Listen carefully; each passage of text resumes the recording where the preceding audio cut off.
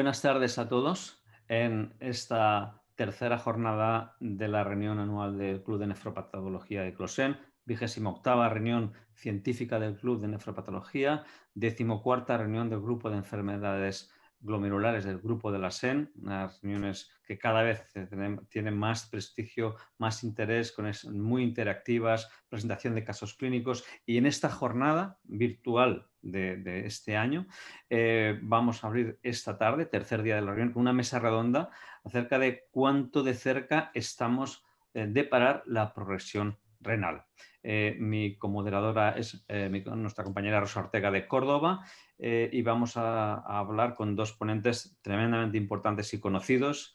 Uno es fármacos para evitar la progresión renal. Esperamos una edad de oro. El doctor Manuel Praga. Manuel Praga no necesita presentación en este foro. Manuel Praga, catedrático emérito, ha realizado su vida en el Hospital 12 de Octubre y vamos, lo sabe prácticamente o casi todo de enfermedades glomerulares. Y la segunda presentación será quizá lo que no sabe Manolo Praga, que quizá la doctora Ariana García lo comentará y mi compañera Rosa nos la va a presentar. Rosa. Buenas tardes. Buenas tardes desde Córdoba. Mi agradecimiento a la organización por hacer este esfuerzo, por continuar un año más a pesar de las dificultades. Como os comentaba, la doctora Adriana García nos hablará de la cuantificación de la fibrosis basada en la patología digital y la inteligencia artificial. Cuando queráis, sí quiero animaros a que a lo largo de las charlas podáis hacer las preguntas que creáis necesarias a través del icono del lapicero que figura en la pantalla. Muchas gracias y adelante. Bueno, en primer lugar quiero agradecer la invitación a participar en esta nueva reunión del Club de Nefropatología Closen. Y voy a hablar de nuevos fármacos para evitar la progresión de la insuficiencia renal y una posible edad de oro nefrológica. El tema de la progresión de la insuficiencia renal era uno de mis favoritos hace muchos años, que en diversos congresos se me invitaba a hablar de este tema y frecuentemente terminaba con esta diapositiva en la que resumía las principales medidas terapéuticas de que disponíamos entonces, las generales: control de obesidad, no fumar, control de lípidos, dieta, por supuesto, control de tensión arterial, pero insistía siempre que el gran arma terapéutica farmacológica que teníamos era la inhibición del sistema de renina-angiotensina, los IECA y los ARA, y esto supuso una revolución, como todos sabéis, hace décadas, para frenar la progresión o enlentecer la progresión de la insuficiencia renal. Pero todos sabéis también que en los últimos años se han publicado un gran número de estudios prospectivos enormemente importantes, ensayos prospectivos controlados, que han demostrado de manera taxativa la eficacia reno- y cardioprotectora de diversos fármacos antidiabéticos, como los inhibidores del cotransportador sodio-glucosa, los SGLT2, los agonistas del receptor glucagon-like peptide 1, los GLP-1, una tercera generación de fármacos antialdosterónicos, finerenone y otros similares que están en marcha, y por último inhibidores de receptores de endotelina, en concreto atrasentan y esparsentan. Todos sabéis que en los últimos años, la verdad es que los nefrólogos siempre nos quejábamos de que había muy pocos estudios prospectivos controlados en nuestra especialidad, y ahora no nos podemos quejar porque ha habido una auténtica avalancha de estudios que han demostrado que los SGLT2, los inhibidores de la reabsorción de sodio-glucosa en el túbulo proximal, canaglifosina, dapaglifosina, empaglifosina, tienen un efecto renoprotector, disminuyen la aparición de eventos renales y también cardiovasculares en la diabetes tipo 2. Todos sabéis la revolución que ha supuesto este tema, Y además, en uno recientemente publicado, el estudio DAPA-CKD, se incluyeron también pacientes no diabéticos con resultados positivos y, por tanto, se abre la muy esperanzadora posibilidad de que estos fármacos sean positivos en general en la enfermedad renal crónica. Por otra parte, los GLP-1, otro tipo de fármacos antidiabéticos, han demostrado también en estudios prospectivos controlados su capacidad para disminuir la progresión del fallo renal, es decir, los eventos cardiovasculares y renales. Y además, estudios más recientes sugieren una cosa muy interesante, y es que la combinación de ambos fármacos, es decir, SGLT2 y los GLP-1, puede tener un efecto aditivo, es decir, que se potencie el efecto renoprotector de estos fármacos. Además, hay una base teórica patogénica muy importante que apoya esta combinación y que puede potenciar sus efectos favorables. Por otra parte, un viejo enemigo de los nefrólogos, la aldosterona. Todos sabéis que la aldosterona, que además está elevada en la insuficiencia renal crónica, en la enfermedad renal crónica, hay una especie de hiperaldosteronismo relativo. La aldosterona tiene una serie de influencias nocivas en el sistema circulatorio, en el riñón, y se publicaron muchos estudios mostrando efectos favorables de los antialdosterónicos de primera y segunda generación, espironolactona, eplegenona, pero siempre con la amenaza de la hiperpotasemia. Sobre todo cuando el enfermo tiene insuficiencia renal, el riesgo de hiperpotasemia es grave. Y este es un buen ejemplo. Esta es mirar la incidencia de muertes por hiperpotasemia, los certificados de muerte por hiperpotasemia en un registro de Canadá, después de la publicación de uno de los estudios que mostró la eficacia de espironolactona en pacientes con problemas cardíacos. Fue un gran problema y, por tanto, es enormemente atractiva la posibilidad de usar antialdosterónicos de tercera generación, como el finerenone. El estudio Fidelio ha sido recientemente publicado en New England Journal of Medicine, y este fármaco muestra una disminución significativa, como veis en estas gráficas, de la aparición de eventos renales, duplicación de creatinina, enfermedad renal terminal, y además con una muy ligera modificación de las cifras de potasio sérico, como veis aquí, en comparación con el grupo placebo. De hecho, muy pocos enfermos tuvieron que abandonar el estudio por elevaciones no muy elevadas de cifras de potasio. Es decir, un estudio realmente atractivo y esperanzador. Y por último, otro enemigo de los nefrólogos históricamente ha sido la endotelina 1. La endotelina 1 es un agente vasoconstrictor muy potente, de hecho mucho más potente que la angiotensina 2, actúa sobre todo en la arteriola eferente, por tanto agravando la hipertensión intraglomerular. Además, la endotelina tiene otros efectos deletéreos diversos sobre estructuras renales, podocitos, células mesangiales, promoviendo la inflamación y la fibrosis. Lo que ocurre es que los primeros fármacos inhibidores de endotelina eran poco específicos y iban acompañados, de hecho muchos estudios se interrumpieron, por la aparición de muchas complicaciones cardiovasculares. Y como sabéis, recientemente se publicó en Lancet el estudio SONAR, que demostró que la Trasentan, que es un inhibidor de endotelina más selectivo, actúa sobre los receptores de endotelina A, es efectivo en pacientes con diabetes tipo 2 y enfermedad renal crónica para disminuir los eventos renales, duplicación de creatinina, enfermedad renal terminal, y además la tolerancia fue aceptable. Este estudio tuvo un diseño muy peculiar porque al principio solamente se seleccionaron pacientes que mostraban una respuesta antiproteinúrica al fármaco y la persistencia del tratamiento demostró el efecto renoprotector. Y por último, otro fármaco también muy atractivo es el Sparsentan. El Sparsentan es un fármaco con un efecto doble. Por una parte inhibe los receptores de endotelina 1 tipo A y por otra parte inhibe también los receptores de angiotensina 2. Es decir, que matamos dos pájaros de un tiro. Y un estudio publicado recientemente en pacientes con glomerulosclerosis segmentaria y focal mostró que el sparsentan tenía una potencia antiproteinúrica en comparación con irbesartán, un antagonista de receptores de angiotensina, sin más, como veis aquí, de más del doble o casi el triple de reducción de proteinuria. Hay dos grandes trials internacionales ahora en marcha, el DUPLEX para glomerulosclerosis segmentaria y focal y el estudio PROTECT para nefropatía IgA.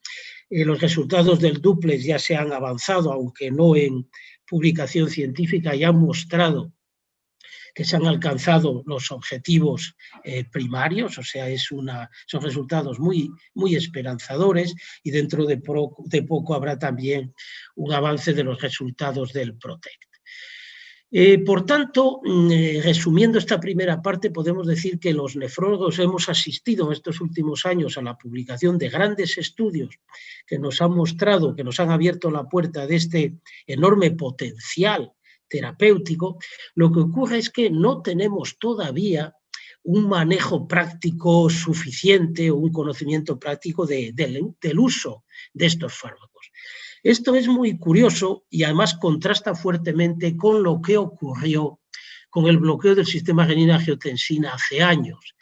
Yo, como soy ya muy veterano, puedo comparar ambas revoluciones, por así decir, y es muy curioso revisar los primeros estudios que aparecieron sobre el efecto beneficioso del bloqueo del sistema renina-angiotensina. Mirad, este es un estudio del New England Journal of Medicine, publicado en 1985, sobre los efectos de captopril, que fue el primer IECA disponible en 10 pacientes con nefropatía diabética y una proteinuria importante, 10 gramos al día, y con captopril bajaba a 6 gramos. Daros cuenta que esto se publicó en el New England, hoy en día sería difícil publicarlo, no sé, como carta en nefrología, ¿no? Ni eso. Pero en aquella época yo recuerdo perfectamente este estudio porque fue bastante revolucionario, y con el uso de estos fármacos que nosotros dábamos sobre todo para controlar la tensión, como muy eficaces fármacos antihipertensivos que son, comprobamos en multitud de series, casos puntuales, que tenían un potencial antiproteinúrico diferente al de los otros fármacos antihipertensivos. Y además, con el uso clínico de estos fármacos, fuimos viendo o fuimos sintiendo que la reducción de proteinuria parecía tener un efecto renoprotector. Este es un estudio que publicamos en UAJKD en 1992 y que tuvo mucha repercusión entonces, porque no se había hecho todavía, a diferencia de lo que ocurre hoy en día, no se había hecho ningún estudio prospectivo controlado. En este estudio reunimos una cohorte de pacientes con diferentes nefropatías proteinúricas crónicas, todos ellos tratados con captopril, y ya veis aquí que los que reducían la proteinuria de forma clara, más de un 45%, tendían a estabilizar su filtrado glomerular, aclaramiento de creatinina, que era lo que usábamos entonces, mientras que los enfermos con un descenso de proteinuria menor o nulo continuaban mostrando una progresión hacia la insuficiencia renal avanzada. Después vinieron los grandes estudios ya prospectivos que demostraron de manera concluyente el efecto renoprotector de IECA y después de los antagonistas de receptores de angiotensina, los ARA, en nefropatías diabéticas y no diabéticas, con una reducción del porcentaje de pacientes que doblaban creatinina o iban en insuficiencia renal. Pero en subanálisis, este es un punto muy importante, en subanálisis de estos estudios se comprobó de manera repetida que cuanto más se bajaba la albuminuria, mayor era la genoprotección. Este es un subanálisis del estudio renal con los sartán en diabetes tipo 2, y veis aquí que cuanto mayor es la reducción de albuminuria, menor es el riesgo de duplicación de creatinina o de enfermedad renal terminal. Por tanto, una diapositiva que yo usaba mucho en aquella época era esta, que es muy importante, es fundamental que el nefrólogo cuantifique con precisión la proteinuria, albuminuria, porque es un efecto que se ve muy rápidamente tras la instauración de IECA o ARA, es clave para monitorizar, por tanto, la eficacia de la genoprotección cuando damos uno de estos fármacos, es decir, no es solamente poner estos fármacos, sino ver su efecto en el descenso de proteinuria, y la genoprotección está asociada a este efecto antiproteinúrico. Y además, hay enfermos que no responden, en los que la reducción de proteinuria es nula o modesta, y en estos no hay genoprotección. Son conceptos que aprendimos a manejar en la práctica clínica con IECA o ARA, y podemos decir, ¿qué pasa ahora con todos estos fármacos que tenemos? Bueno, pues los resultados apuntan también a un efecto similar. Antes de hablar de los fármacos modernos, comentar brevemente que los IECA, los ARA y los antialdosterónicos también habían demostrado un efecto cardioprotector en estudios controlados, con espironolactona, con ramipril.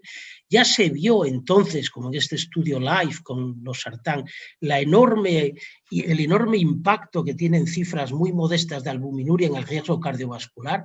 Mirar como un discreto incremento de albuminuria multiplicaba por 5 el riesgo de muertes cardiovasculares, y ya los datos mostraban que la reducción de albuminuria disminuía el riesgo cardiovascular.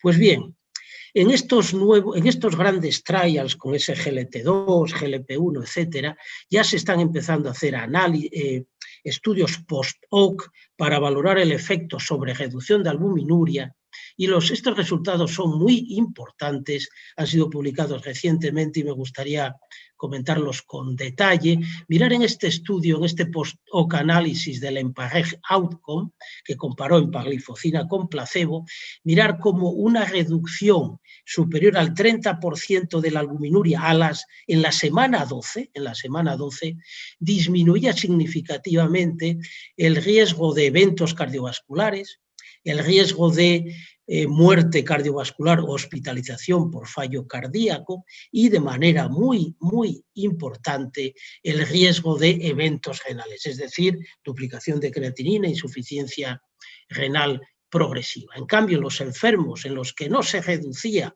o aumentaba la albuminuria, este riesgo cardiovascular y renal no disminuía e incluso aumentaba. Es decir, resultados que remedan mucho lo que ocurría cuando empezábamos a dar los IECA o ARA.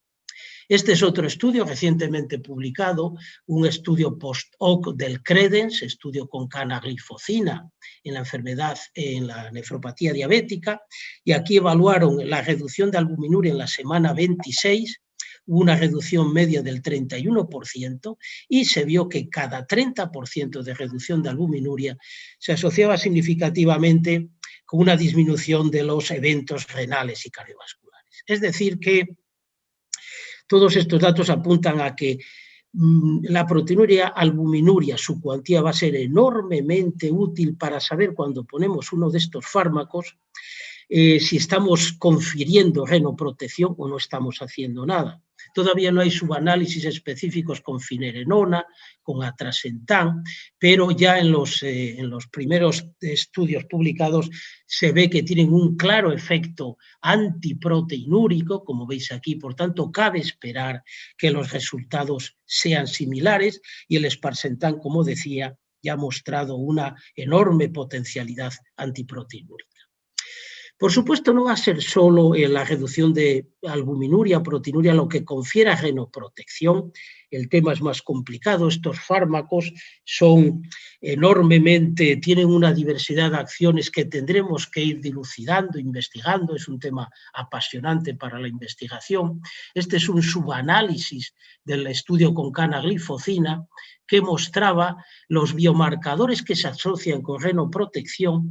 Ya veis que, como os comentaba, la reducción de albuminuria, pero también el impacto de estos fármacos sobre la hemoglobina, sobre el ácido úrico, sobre el consumo de oxígeno renal. Es decir, hay otras vías que explican probablemente este efecto favorable, pero como decía, en la práctica el descenso de albuminuria va a ser fundamental. Porque atención, como decía antes, no todos los enfermos responden. Este es un tema muy interesante.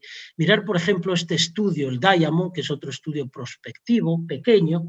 Este incluyó una serie corta de pacientes con enfermedades renales proteinúricas no diabéticas, a los que daban 6 semanas de dapaglifosina y no hubo efecto sobre proteinuria.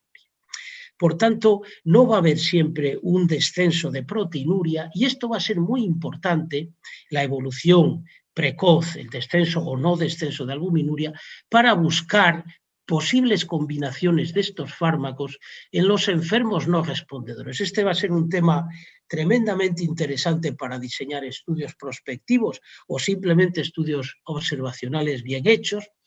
Hoy en día la principal combinación de fármacos va a basarse sobre todo en la hemodinámica glomerular. Ya sabéis que la vieja teoría de la hiperfiltración ha renacido con todos estos nuevos fármacos. Sabemos que los SGLT2 causan una vasoconstricción de la arteriola aferente, mientras que los antagonistas de endotelina causan una vasodilatación de la eferente. Es decir, tenemos varias posibilidades de combinación enormemente atractivas para potenciar ese efecto antiproteinúrico, antialbuminúrico y, en último término, genoprotector de estos fármacos. Pero además esto nos lleva otra vez a temas cruciales que yo creo que tenemos un poco olvidados, y es el papel fundamental de la cuantía de la proteinuria en la progresión de la insuficiencia renal. Esta es una diapositiva también antigua y bueno, la teoría es que esa proteinuria, albuminuria que llega al túbulo renal se reabsorbe y ahí induce una serie de mecanismos proinflamatorios, profibróticos, que en último término llevan a la fibrosis tubulointersticial. Pero la pregunta es, ¿la proteinuria, albuminuria es solo un marcador de daño renal o es un agente realmente nefrotóxico? Este es un tema enormemente interesante. Mirar, por ejemplo, este estudio recientemente publicado en Journal of Clinical Investigation. Es un grupo de pacientes, cerca de 30 pacientes con proteinuria modesta, que la tienen desde la infancia, con función renal normal, la biopsia es completamente normal, y hacen un estudio genético y encuentran mutaciones en el gen de la cubulina. Esto es enormemente interesante porque estudios recientes claramente muestran que en el sujeto normal puede haber albuminuria en contra de las hipótesis de las teorías originales, que puede alcanzar hasta los 3 gramos, pero esta albúmina se reabsorbe por estos receptores megalina y cubilina y no aparece en orina. Por eso el sujeto normal no tiene albuminuria, aunque el glomérulo deje filtrar una cuantía importante.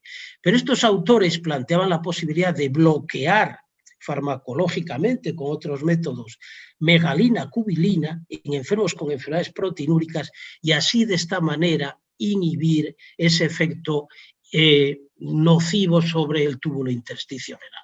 Temas atractivos para la investigación. Por tanto, para acabar, esta diapositiva antigua que usaba de la cuantía de la proteinuria va a ser muy útil para monitorizar la eficacia de estas combinaciones que vamos a tener. Surgen temas enormemente apasionantes para investigar, para los jóvenes nefrólogos, esos efectos de proteinuria, albuminuria en el túbulo renal.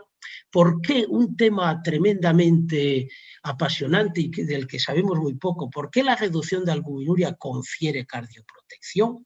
Otros temas, ¿cuánto hay que bajar la proteinuria? Esto se ha estudiado muy bien en la IgA, sabemos que por debajo de 1 gramo el enfermo está bastante protegido, con grandes estudios observacionales. Habría que hacer más estudios de estos, pero ¿hay que bajar la proteinuria en porcentaje o hay un límite que confiera genoprotección? ¿O hay un límite que confiera cardioprotección también?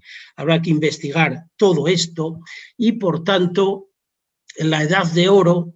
La edad de oro es un poco broma que podemos tener, este es un grupo de nefrólogos danzando alrededor del árbol de la vida, con estos fármacos maravillosos que van a enlentecer la progresión de la insuficiencia renal y, por supuesto, con todas las medidas terapéuticas clásicas. Muchas gracias por la atención.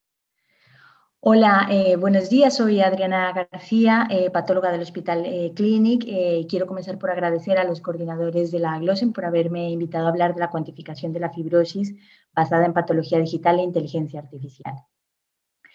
Como comentó el doctor Praga en la charla anterior, pues estamos frente a un panorama bastante alentador con respecto a la intervención terapéutica en fibrosis, y esto sin duda tendrá, bueno, o necesitará que hagamos una evaluación mucho más precisa de este proceso.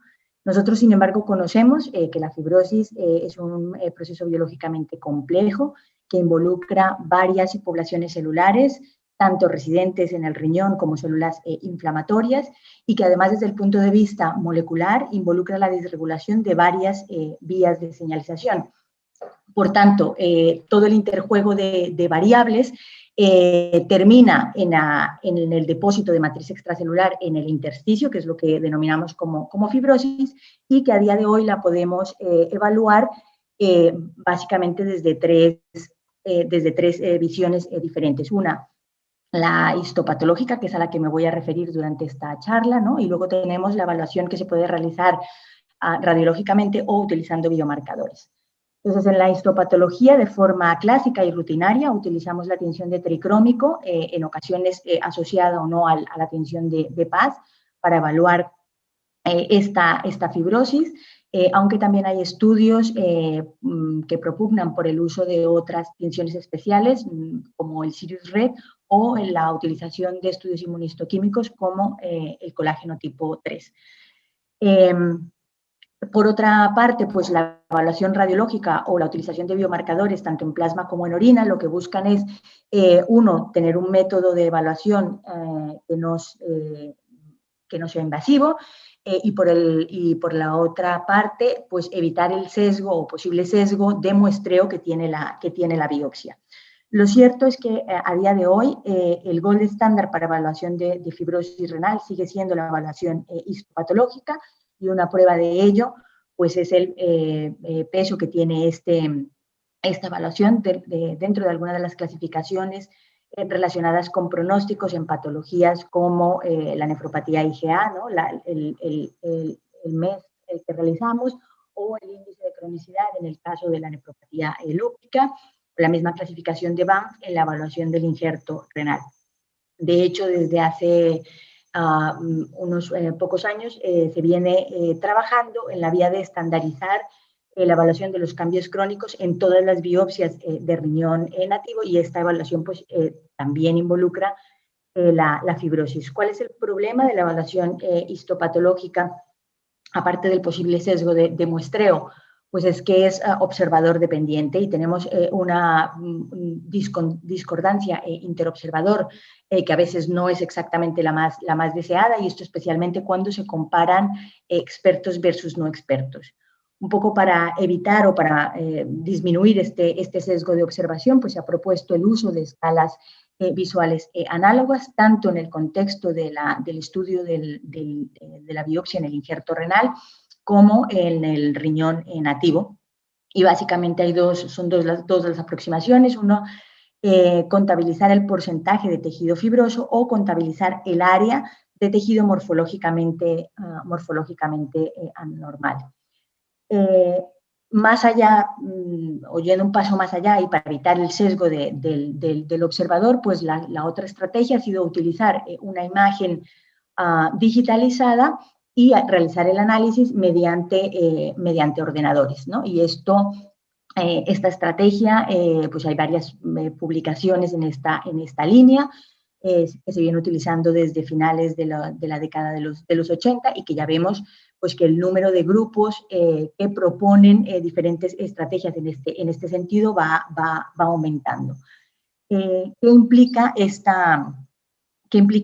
este abordaje? Pues por un lado, el uso de la patología digital, es decir, que nosotros pasemos de la información que hay en la laminilla en la laminilla que vemos a través del microscopio, a un archivo de ordenador que pueda ser almacenado, revisado y analizado. Entonces, esto de forma más tradicional se realizaba con cámaras fotográficas que permitían la digitalización de la imagen, y en los últimos años pues ha habido el desarrollo de métodos de escáner que nos permiten obtener pues una imagen digitalizada completa de la laminilla. Entonces, una vez tenemos nosotros la imagen digitalizada, pues esa imagen digitalizada puede ser evaluada nuevamente de una forma observador dependiente, ¿no? Utilizando la inteligencia humana, pero también pues nos abre la puerta a que sea el ordenador el que realice la evaluación, ¿no? Y en este sentido habría dos líneas grandes de evaluación. Una que es la evaluación interrogando problemas muy concretos, o la otra es extraer la mayor cantidad de información posible a partir de una imagen.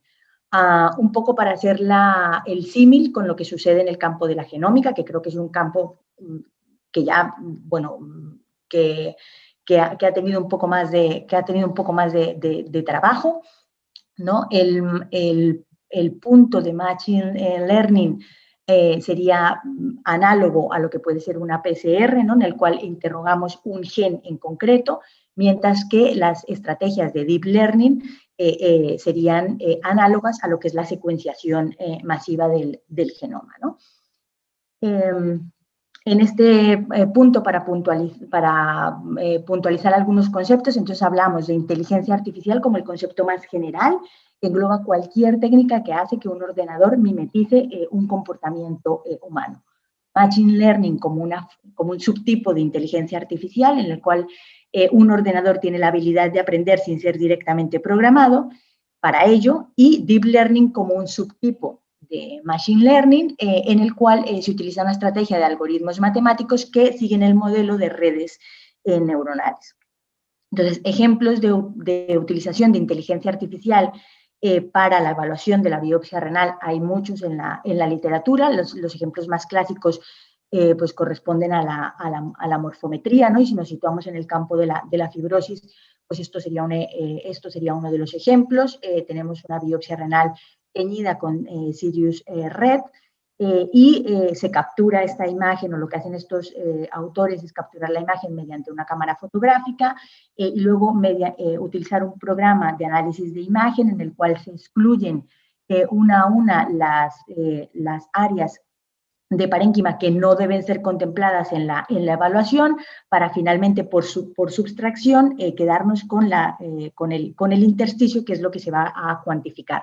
Entonces, es una cuantificación precisa, pero es una cuantificación que es completamente dependiente del observador, y que por otra parte es un proceso muy time consuming, porque es caso a caso, preparación a preparación, imagen a imagen. Yendo un punto más allá, tendríamos los ejemplos de Machine Learning como los algoritmos del conteo de píxeles positivos, ¿no? Y esto es un ejemplo de una propuesta de Banff para la evaluación de fibrosis en biopsias teñidas con estudio inmunistoquímico para colágeno tipo 3. Entonces, lo que se genera aquí es un algoritmo que cuenta como positivo pues el rango, el espectro de color en torno al marrón.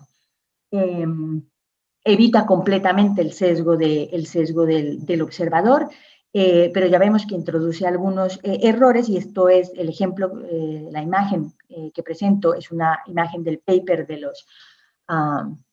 en donde se describe este método, y ya vemos que se cuantifica dentro de los píxeles pues áreas en el glomérulo que tienen depósito de colágeno tipo 3. Entonces, bueno, es un método sin el sesgo del observador, pero que no es del todo preciso. Entonces, yendo un poco más allá y mejorando cuantitativa y cualitativamente estas posibilidades, pues aparecen las técnicas de Deep Learning y las redes neuronales específicamente, que para el análisis de imágenes tienen pues muchas ventajas. Un poco para entender o para explicar cómo funcionan estas redes neuronales, pues partimos de una imagen nuevamente digitalizada, señalamos cuál es qué es lo que queremos interrogar, cuál es el problema que queremos estudiar, ¿no? Y en el ejemplo que veis en la pantalla es la presencia en este caso de un tumor que está marcado en marrón. Señalamos la zona que consideramos positiva y luego viene pues el análisis mediante Deep Learning. ¿En qué consiste ese análisis? En que esta imagen se descompone en múltiples píxeles y a cada una de estas zonas de descomposición de la imagen pues se le da, que se conoce como característica, se le da un peso relativo al momento de discriminar pues la situación problema que tenemos. La red, después de descomponer la imagen, vuelve a recomponerla y genera una imagen que se conoce como mapa de características, en el cual da un color a las áreas que tienen mayor peso al momento de definir la zona problema y colores diferentes en función de lo que tiene menos probabilidad de ser la zona interrogada.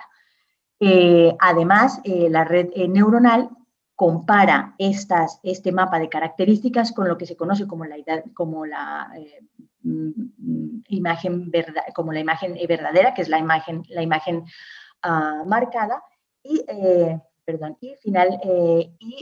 finalmente, pues haciéndolo esto en múltiples ocasiones, pues va recalculando el peso que tiene cada una de las características o el sesgo que pueda introducir cada una de esas características al momento de discriminar pues la situación que estamos estudiando, con lo cual tenemos una mucha mayor precisión y sobre todo pues libre del error del observador. Ejemplos de Deep Learning para la evaluación de biopsia renal, ya en la literatura hay varios, la mayoría asociados a descripciones de patología en el glomérulo o evaluando la capacidad que tiene en las redes neuronales para discriminar estructuras normales dentro de la biopsia.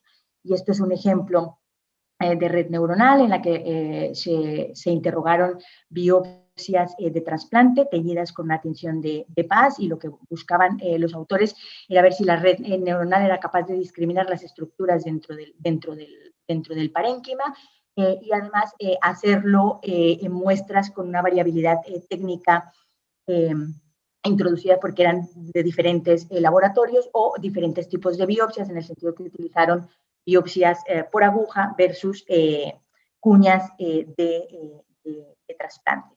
Lo que ellos ven es que la red neuronal tiene una muy buena discriminación reconociendo estructuras, glomérulos, túbulos, estructuras vasculares, y cuando vemos hay una muy buena correlación al momento de describir áreas intertubulares, no así cuando se compara lo que el patólogo estableció como fibrosis y lo que la red estableció como fibrosis, y luego vamos a ver más adelante por qué.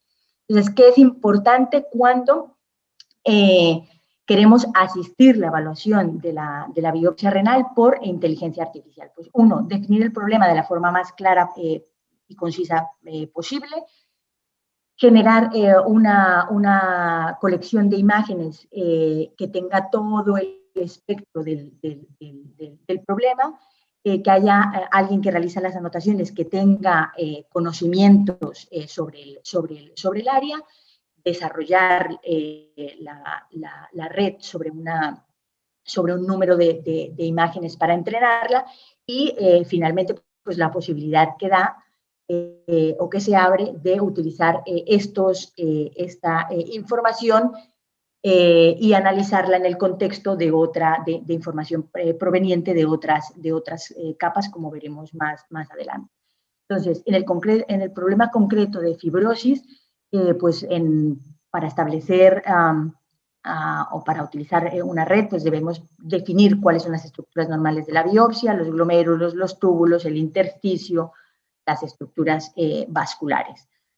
Una vez realizada esta definición, pues contar con un set de imágenes escaneadas que tengan imágenes, pues en este caso biopsias con poca fibrosis o biopsias con mucha fibrosis, que comprendan todo el espectro. Y con esta definición de clases y con el marco amplio de posibilidades de entrenamiento, pues la red neuronal es capaz de discriminar glomérulos y túbulos, y luego hay algunas estructuras que no son discriminadas y que van a ser las que pues, van a generar anotaciones, ¿no? En este caso estamos viendo que no se discriminaba lo que era un glomérulo esclerosado y que no se discriminaba lo que era el infiltrado inflamatorio. Entonces, estas anotaciones vienen de la mano del patólogo para que la red se siga entrenando. Otro punto, por ejemplo, de anotación es evaluar, bueno, o anotar qué es la cápsula, que es una estructura que no nos interesa que quede evaluada como porcentaje de fibrosis, o que también se excluyan pues, capilares peritubulares o cortes tangenciales de túbulos, ¿no? Y una vez realizado esto sobre el set de entrenamiento, pues vemos que la red neuronal es capaz de dibujarnos las zonas de depósito de fibra con una precisión importante, además de discriminar dónde está el core de tejido que se debe evaluar. De hecho, la evaluación de fibrosis es mucho más precisa si la comparamos con el ojo humano, porque nosotros normalmente los patólogos existe la tendencia a incluir dentro del área de fibrosis pues los focos de infiltrado inflamatorio que la acompañan, mientras que la evaluación mediante red neuronal permite excluir estas células inflamatorias, y también, como vemos en el ejemplo, pues están excluyendo de forma adecuada los glomérulos esclerosados, o imágenes como los cilindros intratubulares. Más allá de la morfometría y de precisar la cuantificación de fibrosis, el otro punto interesante es el estudio que se puede realizar de la evaluación de fibrosis comparándola con parámetros clínicos. Y en este paper estos autores nos muestran este modelo en el cual se utiliza una red neuronal que cuantifica fibrosis y luego hacen el análisis en concordancia con la proteinuria, la creatinina, la supervivencia renal a 1, a 3, a 5 años o la tasa de filtrado glomerular. Y lo que ellos observan es que los datos provenientes de la red neuronal se discriminan discriminan mucho mejor o se relacionan mucho mejor con la tasa de filtrado glomerular si se compara con lo que ha dicho o con lo que ha evaluado el patólogo, además con una concordancia mucho más elevada. Y esto es cierto para todo, o esto también es así para el resto de parámetros, tanto el modelo de creatinina como el modelo de proteinuria o el modelo de supervivencia renal a diferentes tiempos, y cuanto más largo sea la observación, a 5 años, pues la red neuronal tiene o el dato de la red neuronal tiene una mejor capacidad de predicción del pronóstico en estos casos. Por tanto, el uso de inteligencia artificial para asistir la evaluación de la biopsia renal va mucho más allá de la morfometría. Con la morfometría tenemos un campo muy amplio para ganar en precisión y en cuantificación, pero además mucho más interesante pues es la evaluación conjunta que se puede realizar con datos provenientes del fenotipo clínico o datos provenientes de los estudios moleculares. Esa integración también realizada por inteligencia artificial y pues que nos permitirá ganar en precisión a la hora de evaluar, de diagnosticar y por tanto tratar estos pacientes. Bueno, y esto es todo. Agradezco la atención y quedo en espera de las preguntas.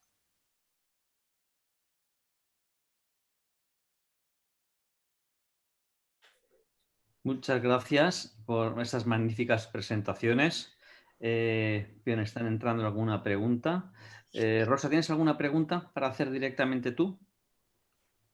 Pues A ver. Sí, yo tengo aquí una pregunta que voy a hacer a Adriana. Adriana, la verdad es que gracias por traer a Glossen estos magníficos resultados, esta magnífica apuesta de futuro.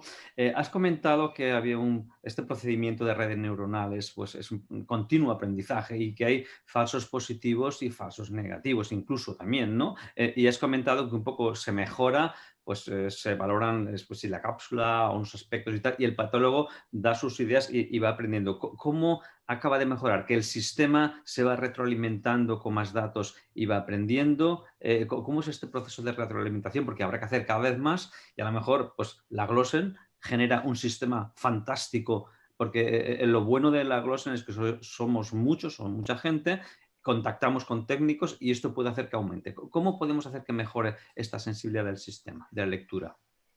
Gracias, Luis. Pues mira, esto se puede hacer generando más anotaciones. Cuantas más anotaciones, que son pues estas correcciones que se hacen sobre lo que el sistema está interpretando como o contabilizando o no como fibrosis, es cuando va mejorando y se va ajustando. Y también bueno, aprovecho para decir, ¿no?, que muchas veces con esto de la inteligencia artificial la tendencia es a decir los patólogos os vais a quedar sin trabajo. Y los patólogos no nos quedaremos sin trabajo, porque justamente, ¿no?, el trabajo nuestro va a ser fundamental, el conocimiento, ¿no?, sobre la imagen y sobre el tejido al momento de desarrollar pues, estos sistemas, lo que sí nos ahorrará mucho tiempo y ganaremos precisión cuando queramos cuantificar, ¿no?, que la cuantificación es algo que a nosotros pues en donde siempre tenemos problemas porque es muy observador dependiente y dependiente también de la experiencia, ¿no? Entonces, si nosotros corregimos eso, pues trabajaremos, ¿no?, con los datos clínicos o con los datos moleculares de una forma mucho más precisa. Yo creo que esto es lo interesante. Sí, cuantas más muestras y cuantas más gente trabajando haciendo anotaciones, pues mucho más potente la red neuronal. Muy bien. Yo quería preguntarte a Adriana también, porque he trabajado en diferentes métodos, ¿no?, de morfometría para la cuantificación, concretamente de la fibrosis. Entonces, quería preguntarte si las características de la tinción, como tenemos problemas para que sean homogéneos, sobre todo en preparaciones que están hechas en diferentes momentos, ¿no?, si este sistema elimina el sesgo de color a la hora de la interpretación o sigue siendo un problema. ¿Tú crees que sigue siendo un problema? Esto sigue siendo un problema, pero es un problema más corregible con respecto a la morfometría convencional, ¿no? Y es que si se entrena en toda la variabilidad de opciones, pues el sesgo va a ser cada vez menor. Entonces sí que por ejemplo, es muy importante pues esto, que se haga en diferentes laboratorios, a diferentes tiempos, incluso con diferentes grosores, ¿no?, de cortes. Un poco para tener un promedio pues más cercano a lo que puede hacer la realidad. Muchas gracias. Tenemos 3 minutos y muchas preguntas. Entonces vamos a ser breves. Manolo, una pregunta y Adriana, tienes 2 pendientes ahí en la cartera que vamos a por ti. Manolo, en todos los estudios que has comentado, desde los más antiguos, el renal que has comentado, hasta datos recientes del EMPA-REC, hay pacientes que con el tratamiento aumenta la proteinuria, hay pacientes que baja la proteinuria, hay pacientes que no bajan. ¿Qué factores pueden estar implicados? Porque incluso con el renal, los sartán, en pacientes no mejoraba la proteinuria y con el EMPA-REC pacientes no mejoraba. ¿Qué factores, si lo hacemos breve, tenemos tiempo para más preguntas? Gracias. ¿Qué factores puede estar implicado en esta respuesta? Ya, bueno, como comenté, el problema es que aquí nos han venido antes los grandes randomized control trials que la observación fina de la clínica. Entonces, esto es lo que habrá que depurar, ¿no?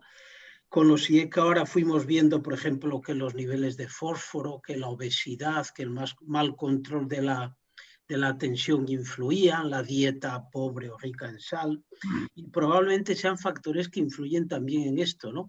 Pero yo creo que el concepto fundamental que traté de transmitir en mi charla es que la cuantía de la proteinuria nos va a ser enormemente útil para ver si estamos confiriendo reno y cardioprotección. Es decir, no solamente basta con dar el fármaco, por ejemplo, con los IECA y los ARA, siempre vamos subiendo la dosis, ¿no? Es curioso que ya sabéis, con los SGLT2 estamos poniendo dosis fijas. Y después otro tema, además de conocer estos factores que contrarrestan el potencial antiproteinúrico, habrá que buscar combinaciones, que es un tema que yo creo que en los próximos años de la nefrología va a ser un tema tremendamente interesante para hacer investigación y además investigación observacional, ¿no? 4 preguntas a 10 segundos cada una. Manolo, la que tenía aquí acaba de entrar la misma, en 10 segundos. Los IECA y ELO2 actúan en nefropatías proteinúricas, pero los nuevos fármacos y SGLT2 incluso, ¿qué efecto tienen sobre las nefropatías no proteinúricas o sobre los fenotipos no proteinúricos, que también hay datos del EMPARREG? Dilo en 30 segundos y Adriana tiene 3 preguntas más. Bueno, hay ese efecto beneficioso, pero lo que también se ha visto es que cuanto mayor es la albuminuria en el momento basal, mayor es el efecto favorable de estos fármacos. En realidad también pasaba con el bloqueo del sistema renina-angiotensina. No hacía falta una gran proteinuria, ¿no? Pero quiero decir que yo creo que la proteinuria, albuminuria, en los próximos años va a seguir siendo el eje central de nuestra batalla para genoprotección. Y un tema enormemente apasionante es su conexión. Los nefrólogos tenemos que profundizar ahí a niveles de investigación porque no sabemos los mecanismos que unen cardioprotección y descenso de albuminuria, y estamos hablando de niveles de albuminuria mínimos, ¿no? Es un tema tremendamente apasionante y se nos abre ahora una edad de oro, como decía en la charla. Ahí está, seguro. Rosa, tienes varias preguntas para Adriana. Sí, para Adriana, la doctora... Denos un minuto, tenemos un minuto. Pues son 3 preguntas lo que te hace la doctora Esther Rosselló, Adriana. A 20 segundos. Te pregunta, ¿qué número de casos te parece necesario para formar inicialmente la red para arrancar con la inteligencia artificial? ¿Piensas que hay algún software comercial que evalúe bien la biopsia renal actualmente? ¿Es un problema el tipo de escáner o cualquier documento digital sería válido? Intenta ser breve. Entonces, con respecto a comienzo, ¿no? Cualquier tipo de escáner sí, imagen obtenida por escáner sí, imagen obtenida por cámara fotográfica no, porque ya lo intentamos y no, la calidad de la imagen tiene que ser calidad de escáner.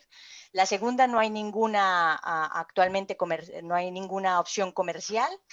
Pero sí que hay varias compañías que trabajan pues diseñando redes neuronales, ¿no? para clientes específicos, y que pues esta fue la opción que nosotros tuvimos. Y la primera, ¿cuántos casos? Pues inicialmente el set de training puede ser un set tan reducido como de 7 laminillas escaneadas, que fue con lo que yo lo comento porque fue la experiencia nuestra. Y después ese set se amplió a 50 casos para terminar de hacer las anotaciones. Muy bien. Manolo, nefropatía no proteinúrica, ¿qué hacemos? ¿Progresa o no progresa? ¿Y SGLT2? ¿Bloqueo del sistema de angiotensina? Bueno, en las nefropatías no proteinúricas, los mecanismos de progresión son otros, por ejemplo, la poliquistosis renal, las nefropatías tubulointersticiales crónicas. Yo creo que todo esto, mi charla va centrada sobre todo en nefropatías glomerulares, diabéticas y no diabéticas, ¿no? Entonces, que estos fármacos puedan tener un efecto protector sobre esas entidades, bueno, es difícil, ¿no? Es difícil, pero yo creo que quizá el modelo que tenemos que utilizar en los próximos años es el de la nefropatía IgA. En la IgA se han hecho multitud de estudios epidemiológicos que muestran con precisión cuál es el nivel de proteinuria que tenemos que buscar. Yo creo que hay que trabajar lo mismo para nefropatía diabética y muchas otras nefropatías proteinúricas crónicas, ¿verdad? Porque además esto plantea problemas, por ejemplo, estudios prospectivos utilizando outcomes duros, insuficiencia renal, duplicación de creatinina, probablemente no vayan a ser éticos dentro de no mucho para las enfermedades glomerulares. Ya lo está diciendo mucha gente. Por ejemplo, en la nefropatía IgA, yo creo personalmente que ya no se deberían hacer ensayos a largo plazo con outcomes duros, porque tenemos una evidencia apabullante de que el descenso de proteinuria es un marcador subrogado extraordinario, ¿no?